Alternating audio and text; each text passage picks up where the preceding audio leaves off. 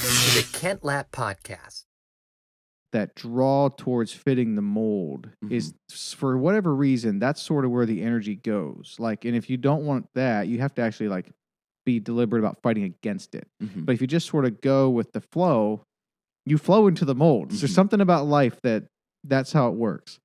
So I think that's something you should definitely keep, man. Dude, Keep that edge for sure. Yeah, I'm trying. And you brought up a good point where it almost has to be a daily sort of reminder, because if you do find some success in it, there's more to lose all of a sudden.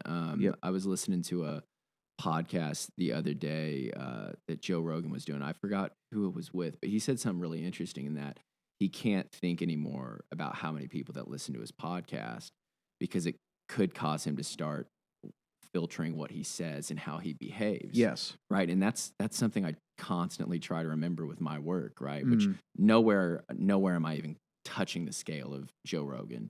But I was like looking through my analytics the other day, and last year, if you were to fill up the Bulls arena 50 times, that's how many people landed on my website, right? And that's not a good number to even think about. Yeah. If I start thinking about that, all of a sudden I have to watch how I'm speaking, right? Because when you think that you have a mic and you're talking to that many people, and of course some of those people a lot of those people are bouncing, and not everyone's reading. Yep. But let's say it's just a room of 1,000 people. Yep. It's impossible not to tailor who you are if you're really starting to think about that. Yes. And then you think about, okay, like my book gets pretty risque. I'm talking about sex and drugs and alcohol and some serious demons in there. Now I'm sitting down with my girlfriend's mom over dinner, and I know she read my book. Yeah. And she read the sex scene with her daughter in the book that could be about her daughter. Yeah.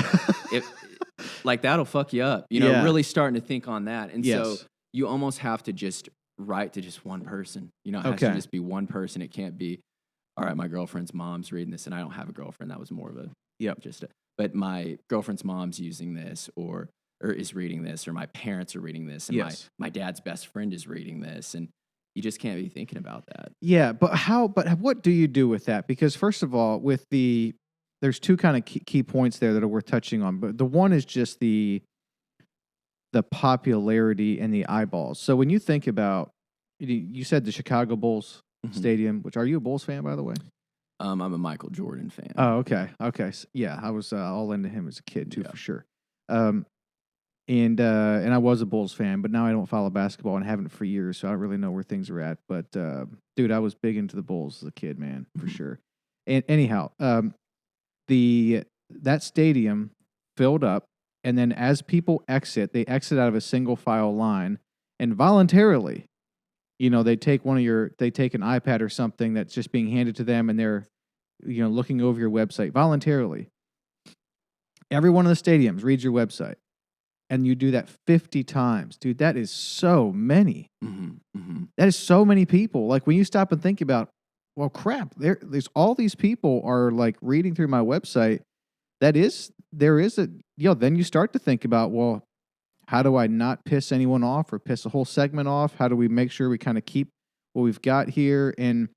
But then when you start to think that way, isn't that the beginning of the end? Because you were thinking a certain way and writing a certain way and being a certain way, and that's what got you the Bulls Stadium times 50 to come and read to your website anyway. So when you start to think differently, I mean, it's the beginning of the end, right? Unless you reinvent or something. Absolutely. Yeah, you lose the edge, right? You lose the edge. You lose sort of that gritty, hands in the dirt, tearing out carpet mentality in a lot of ways. I'm fascinated. I don't want to say a fan because he wasn't a very good person, but Genghis Khan. And so the reason that empire was so successful early on was that it was made up of these tribes people that were great horse riders, and they lived in this area of the world that was just nasty, and it was cold and freezing, and it bred warriors, right? And so for the first stint of his rule, they were just, to use a sports metaphor, I mean, they were the Bulls, right? During Michael Jordan's era, just crushing teams, right? Then all of a sudden, they start making money. They get rich. They start conquering. They get to see the fruits of their labor, beautiful wives and power and money. And Genghis Khan realized, oh my God, all the like my warriors are kind of turning soft on me. Mm-hmm. So he started sending out his warriors like each year to go back to this wasteland and exist there for months on end to keep that edge, Yes. right? And I think that that's sort of an interesting metaphor with what we do, in that if we aren't reminding ourselves of that mentality daily, right? Mm-hmm. Or putting ourselves in uncomfortable situations, whether it's hitting the gym and trying to kill yourself on the treadmill, or like yesterday I did a 135-pound deadlifts, right? Yep. When you get to 90 of those, and again, that's not like serious weight. There's guys who can do 300, 400, Right. 500 pounds. But when you get to 90, you're Yeah. saying, I want to get my ass out of the gym. Yes. And so I just try to create those moments where I have to double down on that mentality. Yep. You know, and again, that's probably not thinking of those numbers.